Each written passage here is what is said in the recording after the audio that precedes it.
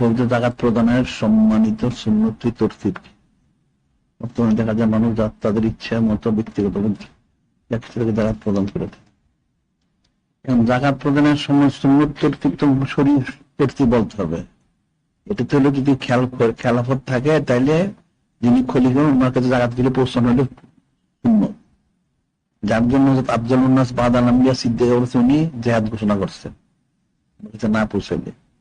আর যদি খেলাফত না থাকে তাইলে উলিল আমর থাকে নায়েবুল নবী তাহলে ওনাদের কাছে পৌঁছাইতে হবে, এটা মূল নিয়ম।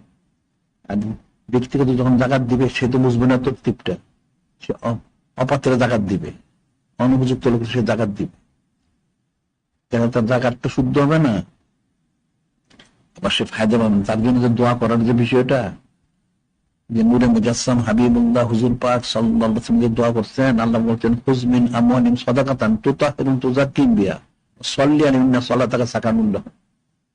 আপনি তাদের থেকে জাকাত ফিতরা ঔষধ মান্নত বা হাদিয়া গ্রহণ করুন, যেন দোয়া করেন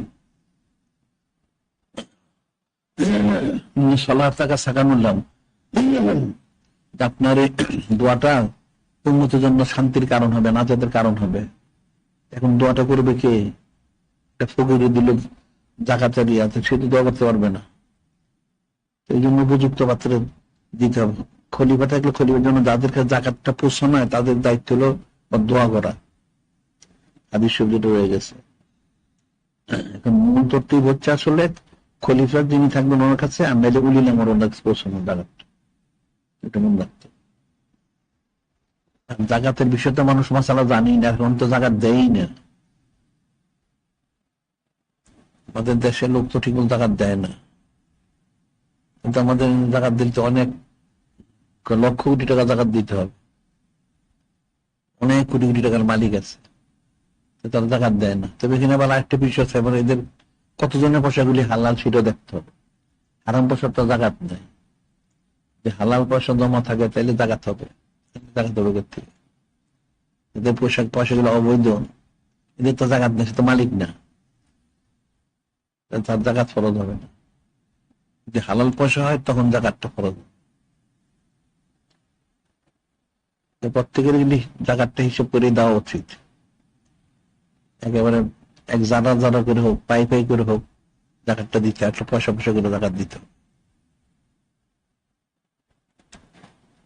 এখন অনেকে জাকাত দেয় ব্যক্তিগত, মনে করে তার দেশের লোকদের দেয়, তার সাথে সম্পর্ক থাকলো, নানান সুযোগ সুবিধা হতে পাবে।